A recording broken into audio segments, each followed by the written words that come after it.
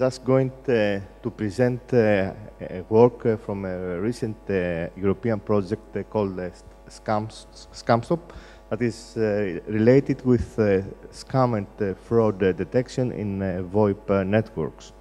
So first of all, my presentation has to identify some fraud scenarios in VoIP networks, since most of the next generation networks will be based on IP telephony and VoIP technology. Fraud identification is an important element since it affects the business operation. I'm going then to present a scheme that we have developed how we can identify some of the fraud, because there are, as we'll see later on, there are many types of fraud schemes.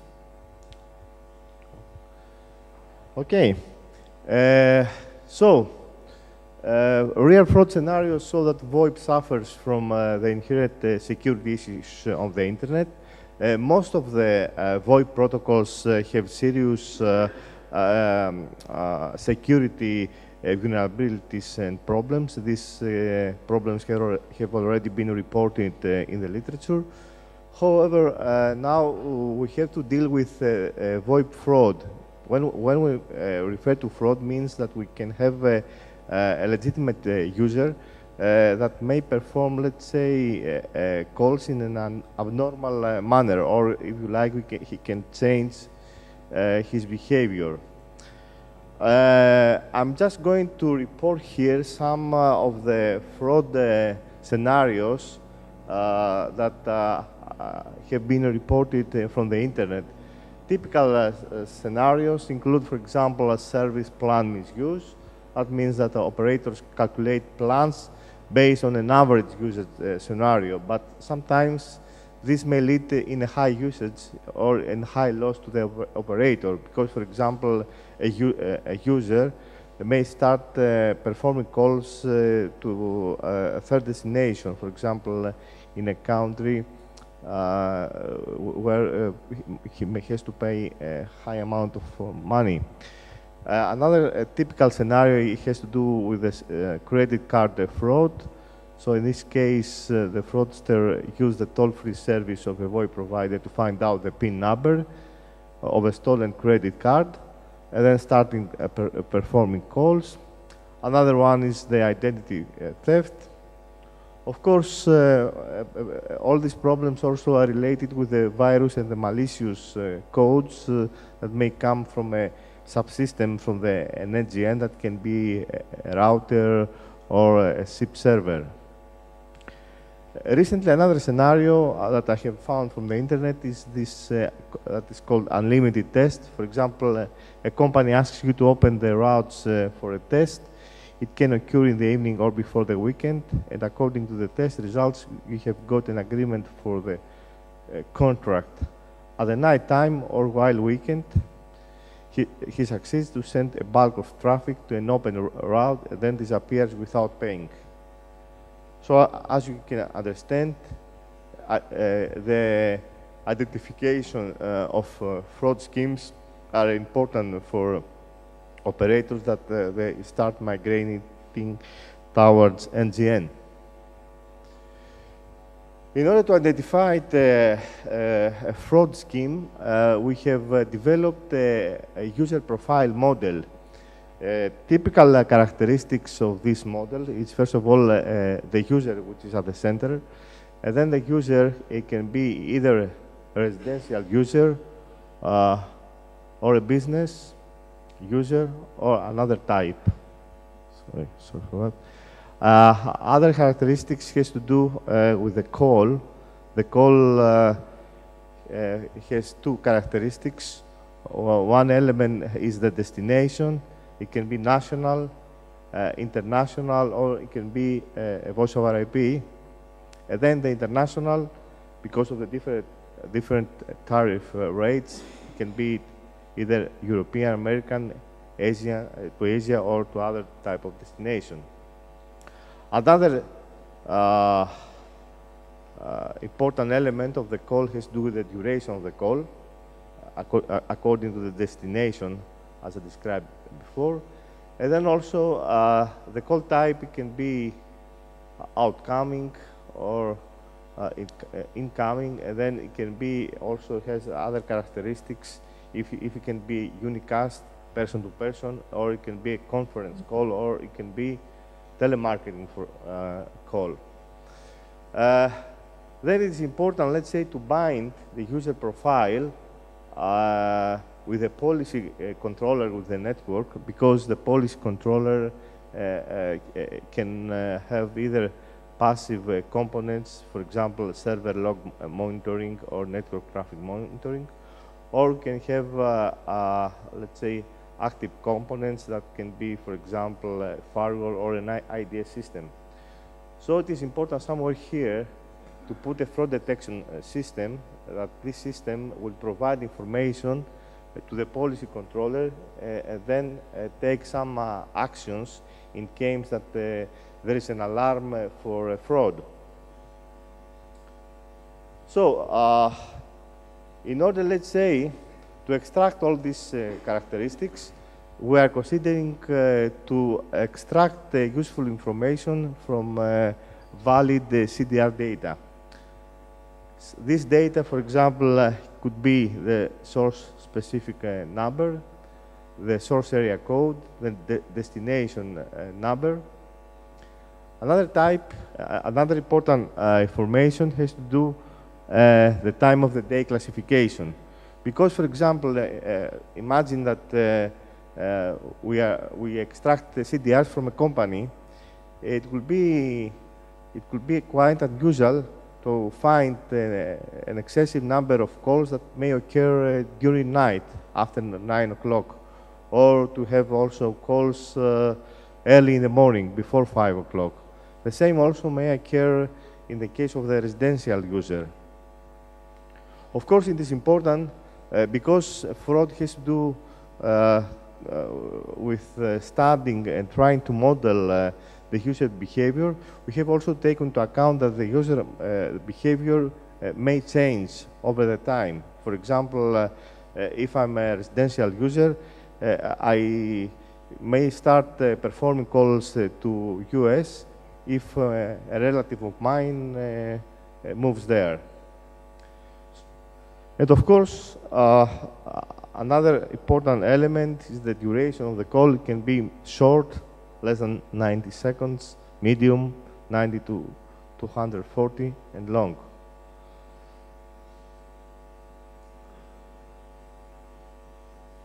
So, in order to, let's say, build a fraud system, we would like basically to use user signature that could be generated after parsing the CDR data.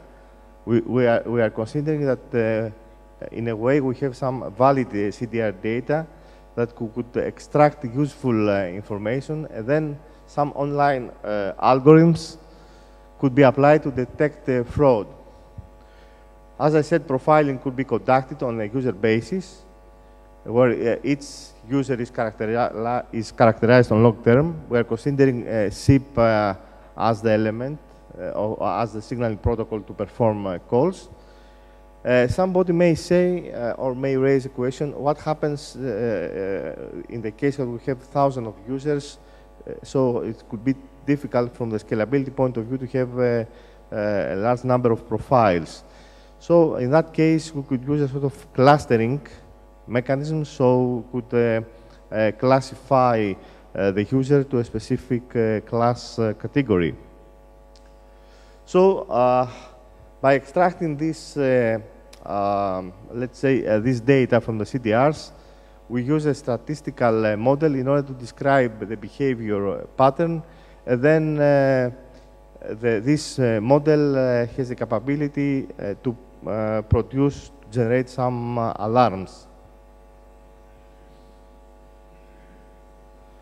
So this is our proposed fraud detection scheme. First of all, at the first phase, we have the parsing module. Its aim is to parse the CDR data and extract all this information that I described before. Then we have the training module. The training module has the characteristic to, let's say, extract relations among all these characteristics. So basically, it determines some conditional probabilities. For example, what's the probability to perform a call in the morning to our specific destination? So then, after the model is trained, then it can be used on real time that can generate alarms. And these alarms, as I said, can be fed later on to a policy controller scheme for further action.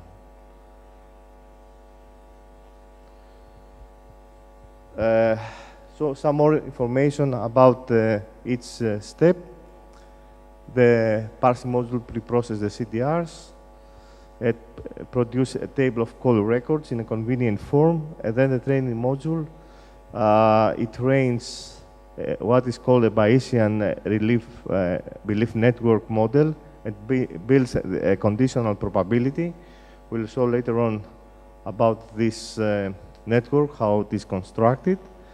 And then, as I said, the detection module has the capability to determine with a certain level of confidence when there is a fraudulent usage.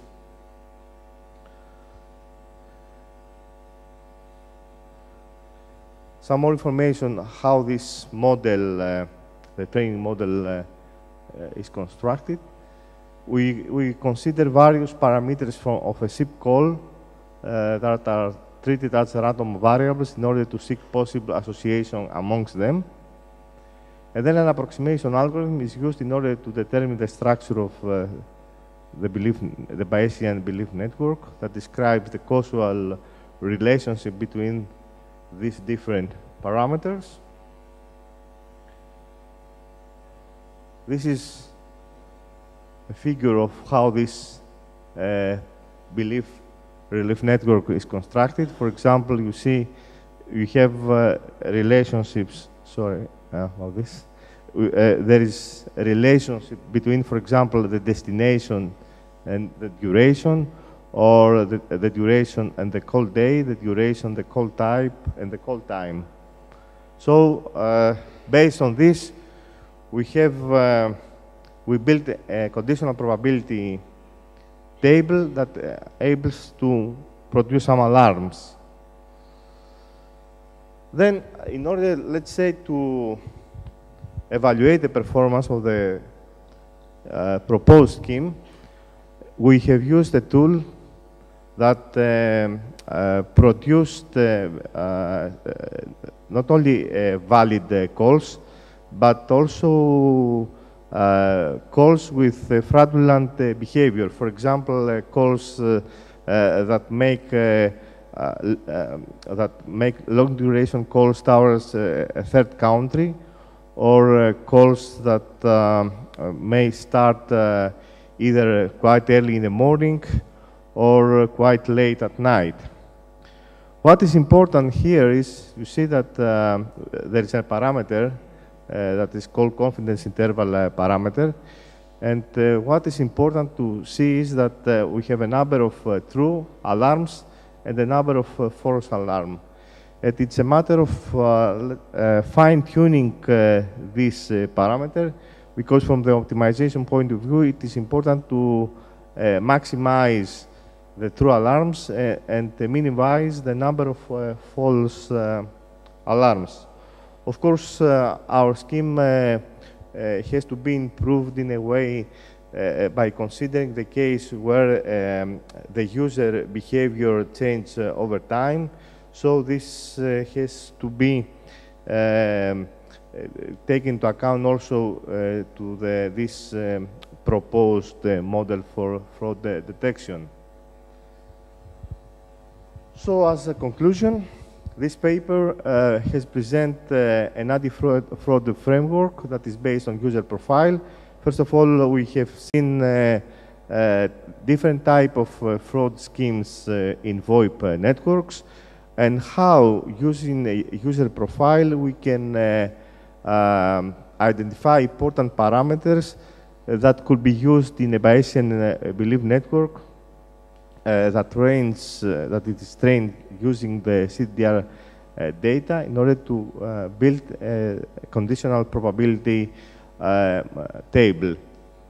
Using this table at the second stage, a detection model has been used to detect the suspicious behavior in the current data.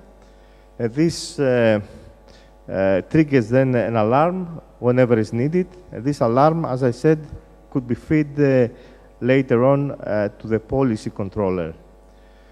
More complex scenarios should be considered. As I said, what happens in the case when the user changes the behavior, or if you like, what happens if we see various statistical information from a VoIP call changes, such as the inter-arrival times or the call duration.